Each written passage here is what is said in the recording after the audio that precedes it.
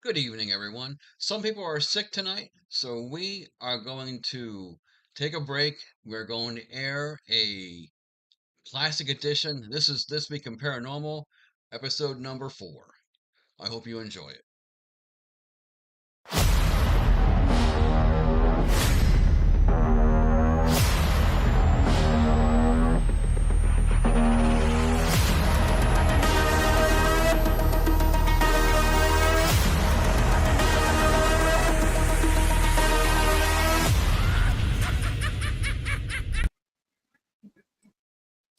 Here we go.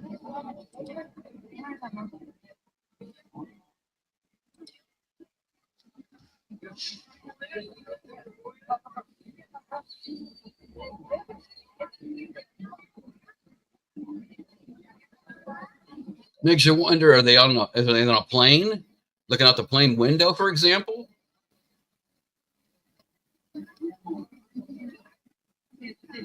At least for the video, and they embedded the picture onto it of the plane not the plane, but of this object in computer. I think that's a good possibility here.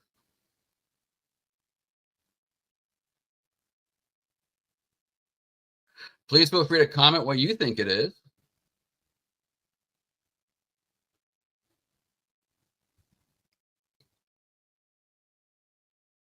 It looks like it would be a very big item, although it's also possible it's close to the camera, which would make something, regardless of its size, look a lot bigger than it really is. All right. Let's play it again.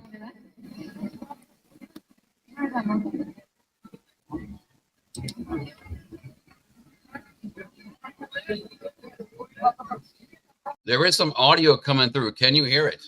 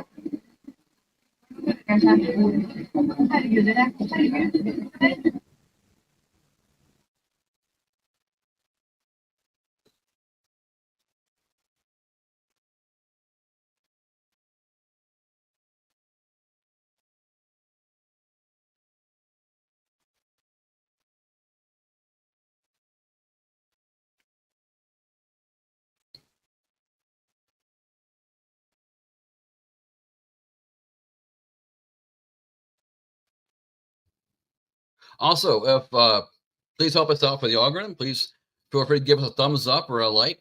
That would help us out. And consider subscribing on YouTube as well. Thank you. We appreciate that all here. All right, let's move on to the next one.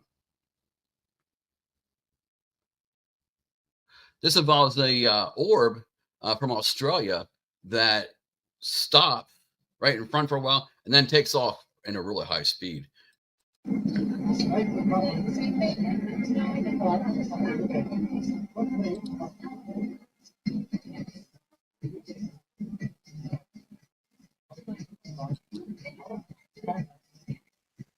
No way.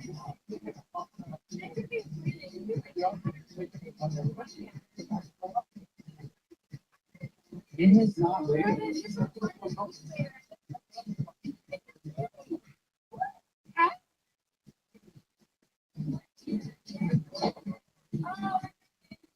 No, not moving that quick. Let's take a look at something. We'll take a look in a moment here. Which side of that building it flew on? That's one thing that intrigues me. We're going to play it here as well.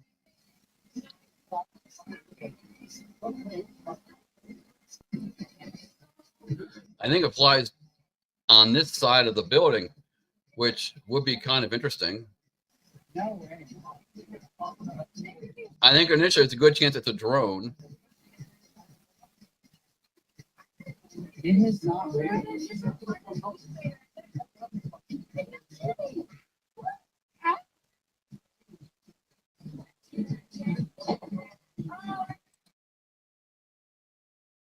All right, see right there.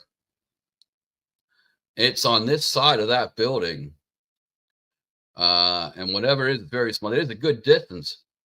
What do you guys think, though? I think there's a good chance, like I said, that it indeed is a drone. What are your thoughts? All right, we have an orb move slowly and an uphill trajectory. This is a special one. I got through a connection of mine. So it's not on the internet. And see what you think here, because I'm not sure exactly what it is. Here we go. Oh, wait, whoops. 1 second here. We're not sharing on screen here. It's going to appear here momentarily.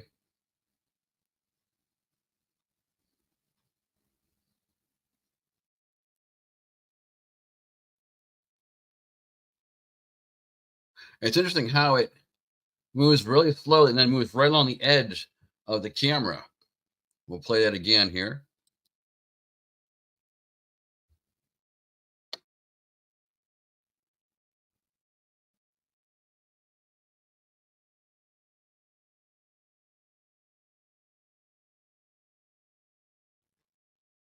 Initially, I thought it might be a raindrop, but a raindrop wouldn't go upwards. And also, it wouldn't have, it would leave a trace behind. So I'm not really sure what to make out of that. It has a, doesn't have much of a nucleus, and it's actually fairly dark, so it's not putting off its own light. A true orb that emits its own energy does take and will put off its own light as well. This even has IR light added onto it, and isn't putting off its own light. We'll check that out one more time so you can see there isn't much of a nucleus to it. It's mostly dark, really, and it's not able to put off its own light. I'm not sure what it is, though. Anyone have any thoughts?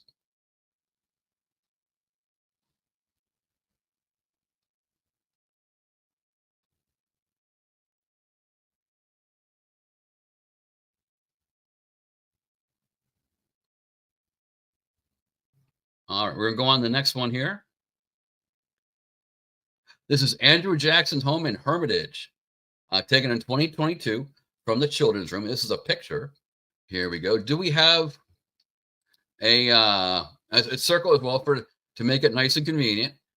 Is this a case of pareidolia, or could there actually be a figure there? They do have it well circled, but always be careful. Like I said, with mirrors, same thing applies to glass. Any kind of glass thing, this is what this is. All kinds of things can come through, and you end up with something that looks possibly like it could be a person, could even be a reflection of the person taking the picture in some cases, especially if you make a mistake in a mirror. But even in a glass window, it's certainly possible too. And how dirty is the window? We don't know how clean or dirty the window is.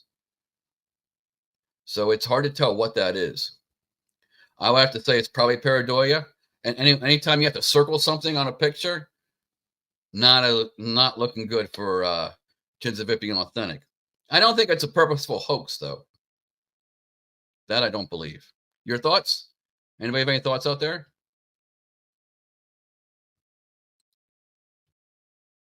All right. We're going to keep on going now. You have been watching a show on the CPI-ParaWorld YouTube channel. If you like our programming, please help us to keep bringing it to you by liking and subscribing, and it's free. Thank you. Next, we have broadcasts coming up. We have some really good broadcasts today dealing with UFO disclosure, as well as one has to do with dolls, the dolls being possessed. Is that a real thing? We'll get a skeptical's opinion here. And that is the first one. Jason Hawes, formerly of Ghost Hunters and Taps. Right, so when it comes down. All right. Here we go. Comes down to that we got the most famous known dolls out there, I guess, which are Annabelle, Robert the Doll, and so forth. Right. What's the true history that you know about the doll known as Annabelle.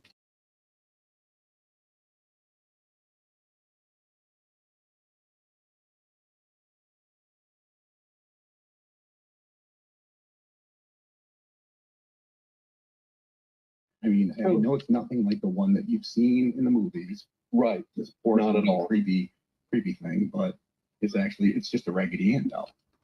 It is. It's just a Raggedy Ann doll. So the history comes from the people that popularized it in the first place, Ed and Lorraine Warren. So this is their book, and they talk about Annabelle in here. And I want to preface this by the first chapter that you read, and when the author starts going into like all the amazing things that the Warrens did. The first thing they talk about is that there's a naval academy that had a ghost, and Ed was called in to figure it out, and it was in all the newspapers, and they give like the date, the year, and I actually found the newspaper articles about the incident. But surprisingly, Ed Warren's not in there at all. It was actually a hoax. When you look up the actual papers on newspapers.com and at West Point that you can see there, it was a hoax. It was one side was hoaxing the other side and just having fun with it. So that kind of gives me the idea that this book is not going to be so truthful. But if we look at the chapter on Annabelle, and getting it here, so I'll show you the beginning of the chapter so you can see that what we're talking about here. So there's Annabelle, okay. Chapter 3, and if we go to page 60, we read that, and this is Ed's voice here. No, the doll is not possessed. Spirits don't possess things. Spirits possess people. Instead, the spirit simply moved the doll around and gave it the illusion of being alive. So when you read that, you're like, well, then why is it sitting in a case in someone's museum with all this alleged protection around it? Why? Why can't people touch it? Why does it have to be in a case? Why does it have to be guarded? It's not possessed. But when it comes... How does it move it around? It doesn't have any ligaments. It doesn't have any... it doesn't have anything inside. Right. It doesn't. It doesn't have a skeletal system. It doesn't have muscular ligaments. It's like, come on. It's like... There's nothing there. You basically would have to imagine, and again, I'm going to stress imagine, that if a ghost was real or a demon was real, they would have to move it around like a puppet, like we would. You pretty much have to hold it and kick its legs and do all this stuff. There's no point.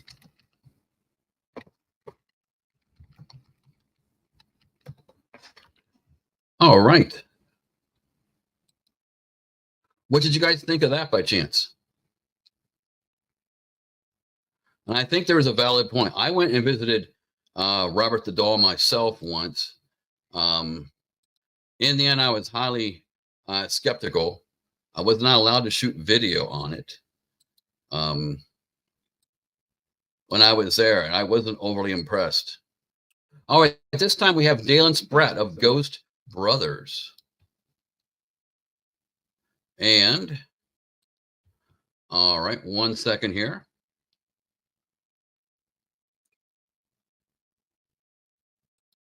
We got the SLS camera out. Let's do a sweep.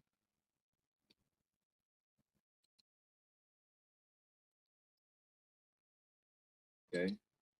So I know a lot of y'all don't trust this SLS camera, and that's cool. So this is what we're going to do to identify a hit. Headstones and trees and branches do pop, just like you see now. But anything that lingers around or is in an area that seems like there shouldn't be, we will ask something very simple of the anomaly. We will ask for it to raise its hand. If it raises its hand, I say we can put it one step closer to being something worth investigating rather than just calling it out and off. See that registered on that tree branch or tree trunk. That looks like a whole person. Let's see. If you're standing in front of me, can you raise your hand above your head?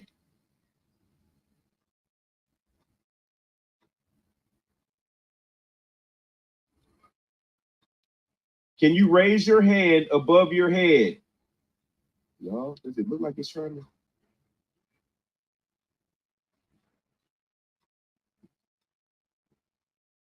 Oh, let me try to. So I'll play tough with the SLS camera. Because why is it registering arms and legs like that? Can you raise your hand above your head, please? I have one, but I'm highly skeptical of it because it likes to skeletize literally everything. In Gettysburg, all kinds of trees would be skeletized, and it would actually freeze up. I promise I will not hurt or harm you. I just need to know if you're a person or just this tree. So I actually stopped using it. One more time. Can you raise your full arm above your head? It looks like he's trying to raise his hand, don't it?